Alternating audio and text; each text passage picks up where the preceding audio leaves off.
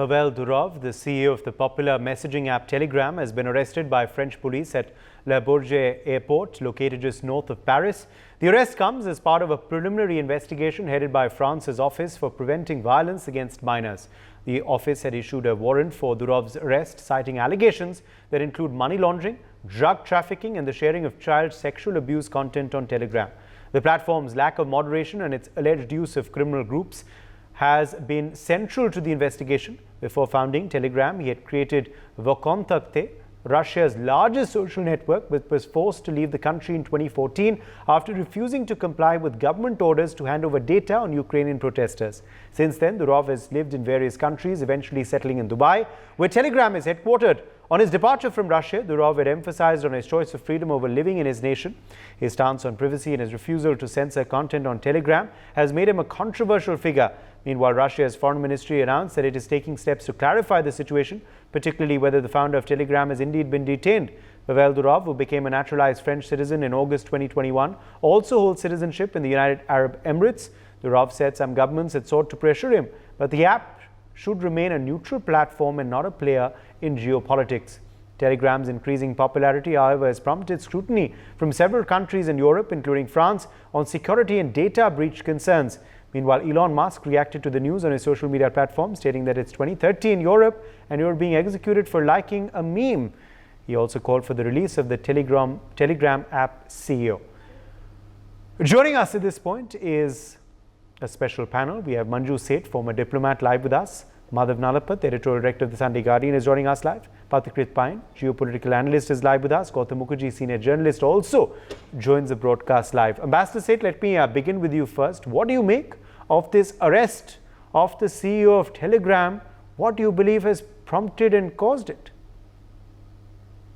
Available accounts, it does appear that the arrest has been made because I think Telegram did not give in to their demands for, I think, a kind of self-censorship. Of course, they're calling it moderation of content. And that's why one of the reasons why he fled Russia was because they were insisting that, the encryption code, etc., should be, shared with them, and they should be allowed access, and it needs to be controlled.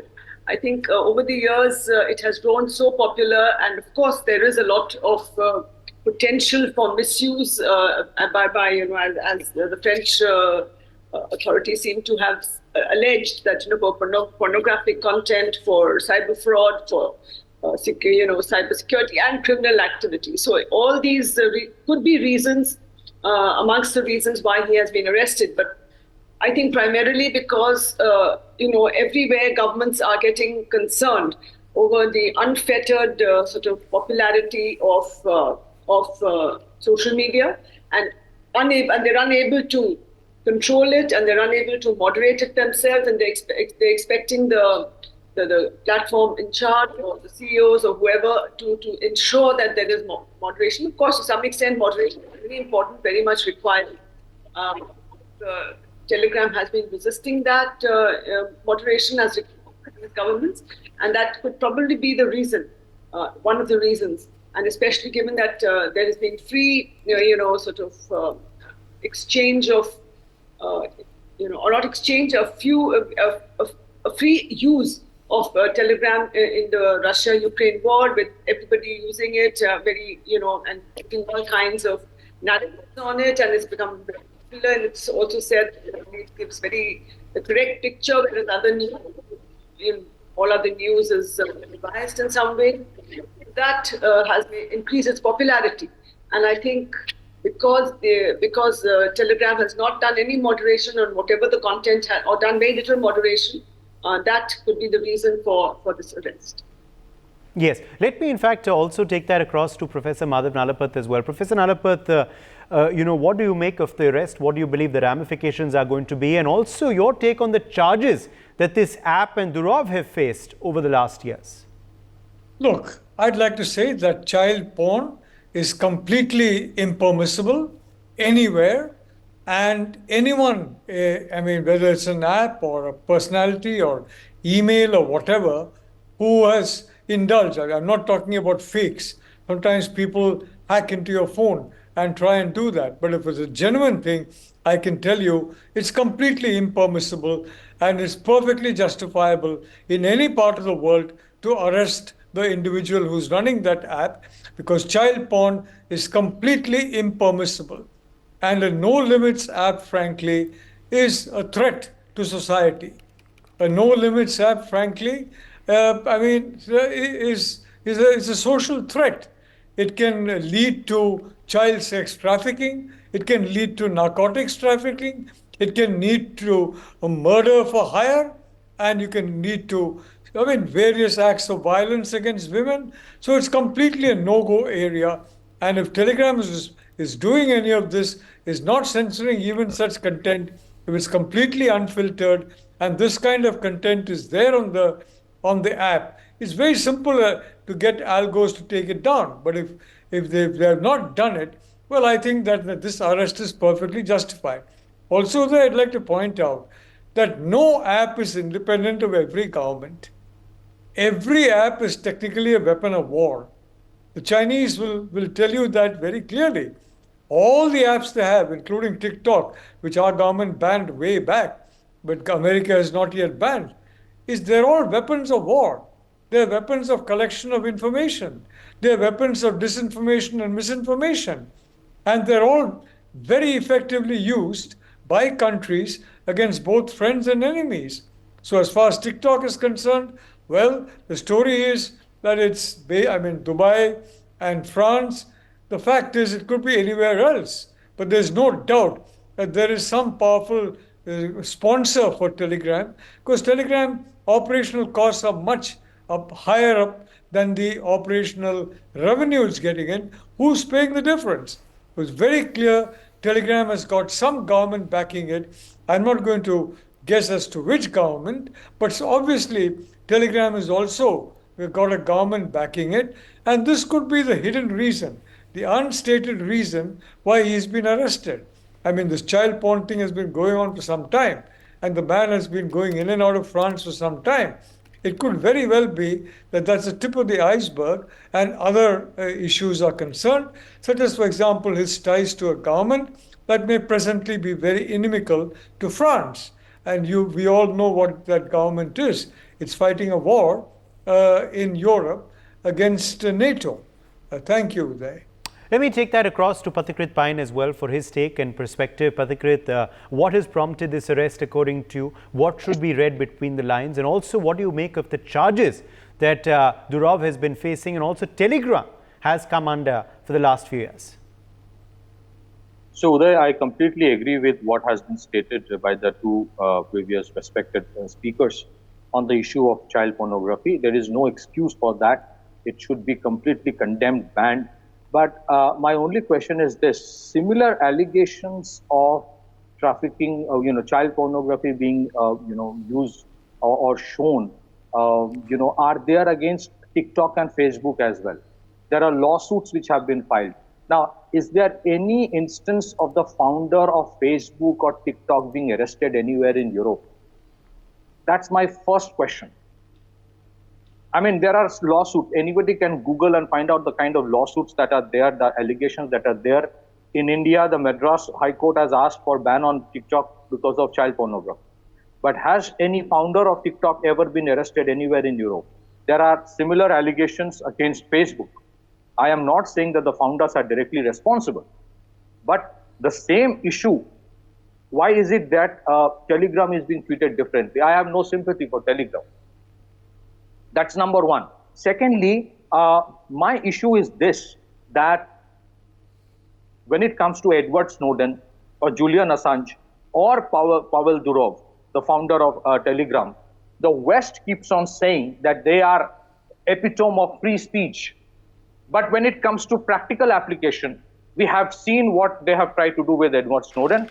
In case of Telegram, Telegram is an organization which has been founded by two guys, brothers, whose origin are from Russia, St. Petersburg.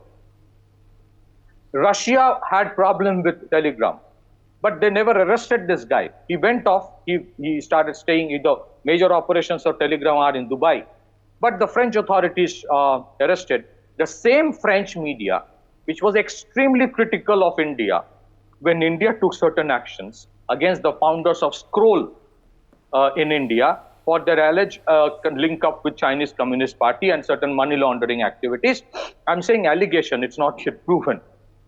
The same French media were extremely critical of India on the issue of BBC, when certain tax-related investigations were done on them.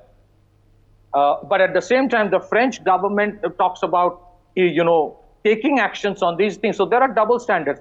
I believe this, the West is hypocritical in this whole issue. The West, for all the lectures on free speech, have banned Russia today, has banned Sputnik. The United Kingdom has banned CGTN for the alleged link up with Chinese Communist Party. What's happening is this: no disregard to the allegations of child pornography. Actions against all social media tech giants is must for that. But I think the narrative that they try to control, so far as the Western audience is concerned, so far as the Russia-Ukraine war is concerned, I think somewhere Telegram's approach to that in terms of moderation is not up to the mark to what the West wants. And that's where the problem is. It's a typical victim of the Russia-Ukraine fallout, where the NATO is not only being able to control the outcome of the conflict, but is not yet being able to control the outcome of the narrative. Putin today is not as unfavorable in the West as the media has tried to show. Today, the French authorities, the Germans, the Western European countries have done everything they could have done to project Putin as a war criminal, to destroy the Russian economy, to fuel the Ukraine war. And yet, I don't think the average French guy, the average German guy, or the average British person, or even the average American is willing to take up the arm to fight against Russia for their country if tomorrow the war breaches the contours of Ukraine and gets into the rest of Europe. So I think Telegram, what actions have been taken, if it is a fair and just action on child pornography or terrorists using this platform, such action against such founders should be for all the platforms. Will the West do that? Well, that's a question mark. And if it is for any other reason, well, then it shows the double standard of the West, on which I don't think anyone has any more doubt. Back to you, Uday. Yes, Gautam Mukherjee, come in here. Gautam, what can be read between the lines into this arrest? This arrest stands out vis-a-vis the absence of other arrests or other, lack of charges against other apps and app founders, says Pathikrit. What do you make of this arrest? What has prompted it? What can be read between the lines into these charges and this action now that has been taken? Well, Uday, the West must be longing for the days of just print media, telegrams, the kind of letters, handwritten letters, because controlling the narrative was much simpler then. You are still finding out just how savage the colonials were in not only our part of the world, but also in Africa, in, wherever they went, they were ruthless. They were, indulging in savagery, sadism, and genocide. It's still coming out 2 centuries later because of the lack of technology and the lack of communication, technology in those days. When they laid the first undersea cables, things got a bit worse. Otherwise, it took 3 weeks for a letter to come by sea from India to Britain, and communications, reactions, everything was like that. If you remember, the famous thing that Nelson did was he said, "I can't see your signal," and pretended he'd put it to his blind eye and refused the instructions given to him. This whole narrative of the free world versus the rest has, completely broken down. And social media is a very powerful part of it. To attack a Russian, ethnic Russian, in this instance is transparent. Why France is doing it is possibly because the right wing in Russia, in France, is pro-Russian. They don't want this NATO business. And the left wing, of which Macron is the president, they are trying desperately to put together a coalition. They'll succeed, no doubt, but they're under threat all the time to hang in there for the time being. But the single largest party in France is Marine Le Pen's party. So, this is shifting sands in a lot of Europe. Many places, the old order or the existing order is still in power, but is under threat and is losing ground. And part of it is a completely different narrative from the right wing. The right wing says, we don't want these immigrants. The left wing says, we need labor. But in the process of importing labor, you have imported a lot of social ills. You've got a lot of conflicts going. You've got, people who are totally uncomprehending the European way of life. They find them shameful, satanic, and they attack them, and they rape them, and they kill them, and they knife them regularly. It's a different country every day, but it's happening all over Europe.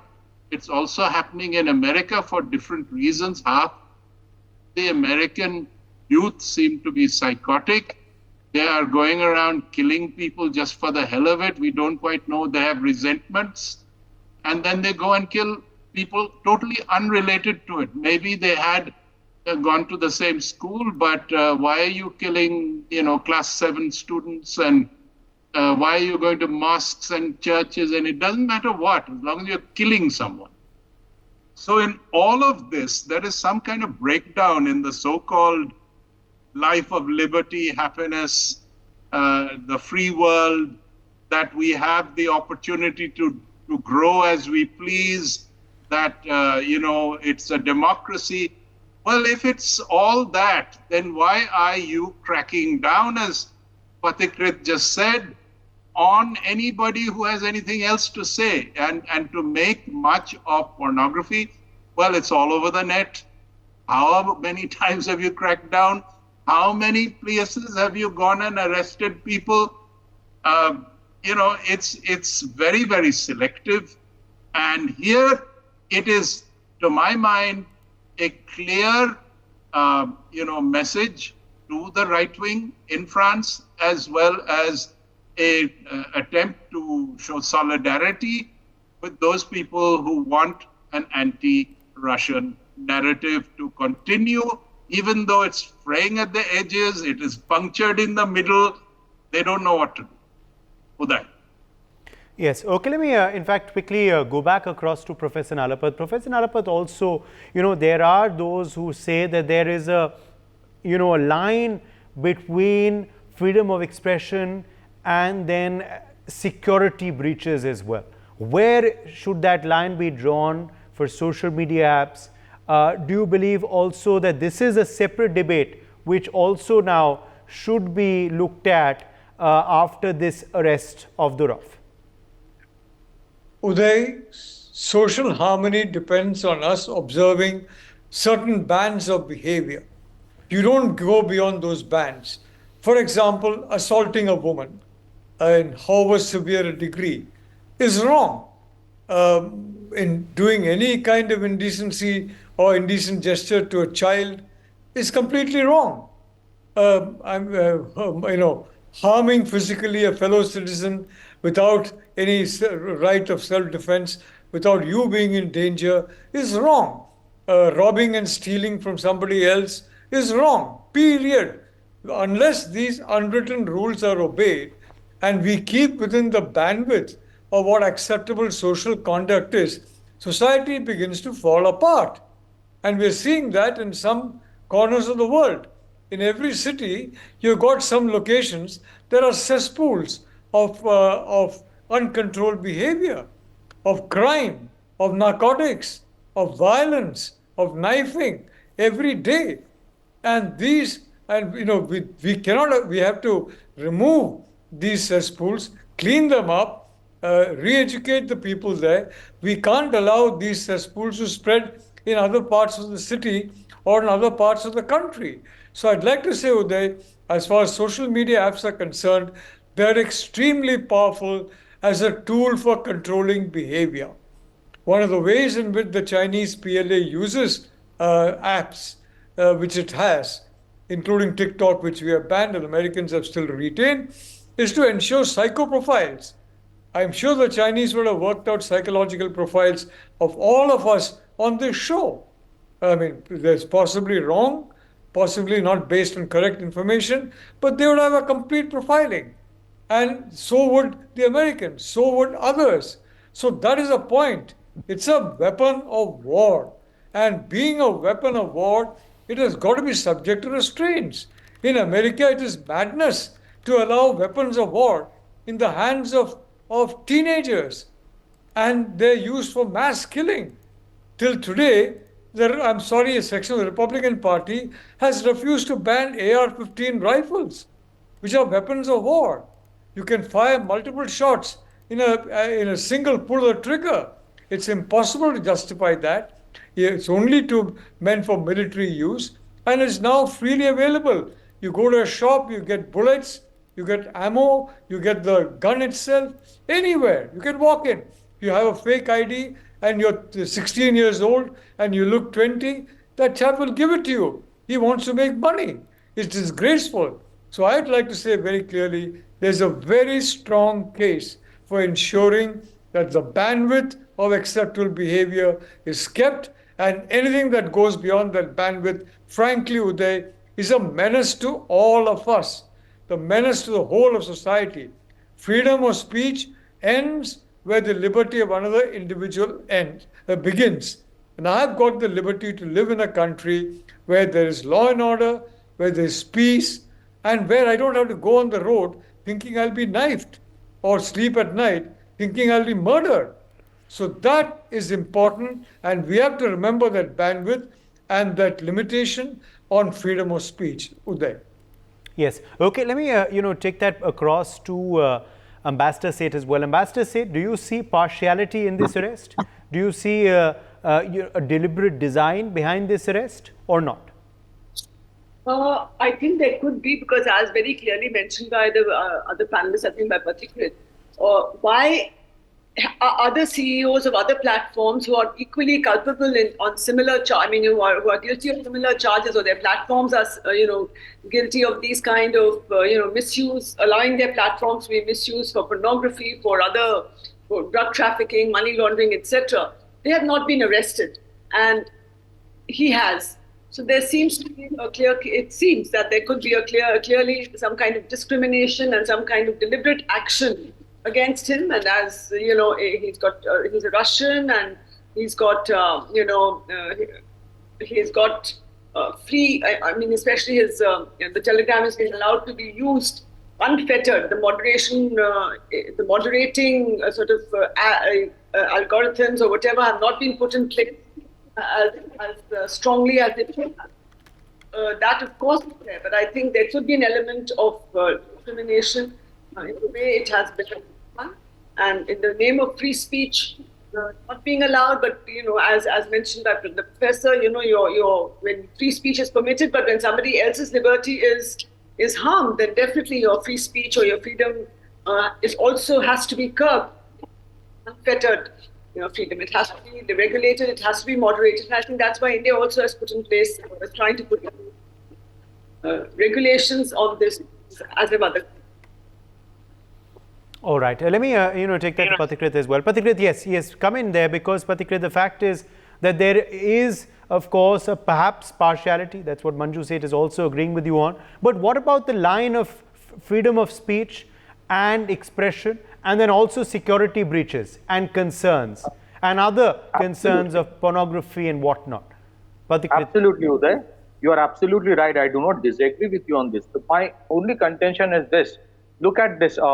In India, in April this year, Meta, which owns Facebook and WhatsApp, threatened to leave India because the government of India asked them to share the encryptions, or share such details as to especially related to fake news and who is the first originator, where it originates from.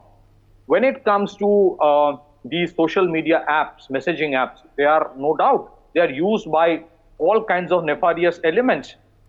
Now you tell me this, if the government of India asked Meta that you must share the source code and the encryptions with government of India security agencies because of security issues, do you think, and if Meta refuses, do you think the United States government would ask Meta that no, for the sake of greater security, you must share the encryptions with the third world countries? They will not do that. That is where the issue is. So when it comes to our security, then privacy matters to them most. But when it comes to the security aspect of Western countries, they can arrest. So I think double standards are there. No doubt, I completely agree, there has to be checks and balances. But when those checks and balances are put by a country like India, Yes. or government of India, the government of India is called majoritarian, fascist, and whatnot. So that's the issue. Back to you. All right. Gautam Mukherjee, last word to you. Well, the whole point is, you can go after a Meta or you can go after an X, and they stand out because they are big, or Google. You can try and break Google into smaller bits and attack these 2-3 platforms. They are really adept, as are the other online selling platforms such as Flipkart and Amazon, at withstanding national pressures by saying, look, we are actually international. Your jurisdiction is not all there is to it. We are there, spread all over the globe. Whose jurisdiction should we be listening to? Our servers are all over the world. If you shut one down, we just shift to another. And then you've got a plethora of smaller wannabes trying to join this fleet of the huge ones who have made a great deal of money from when they started many years ago. So what happens in net terms is governments can fume, governments can even arrest. Some prominent people, like this Russian gentleman, when you're arrested, it makes worldwide news. But otherwise, can they stop it? Long ago, we had an information and broadcasting minister from Bengal who was challenged in Parliament, saying, "Oh, look at all the Star TV, look what they're bringing in. It's going to be culturally bad." And he said in his broad Bengali accent, "Can I stop it? Can you stop it? The footprint is from here to there, and that's all there is to it." Yes. So that's the whole point. Okay. For more such videos, subscribe to the NewsX YouTube channel, hit the bell icon.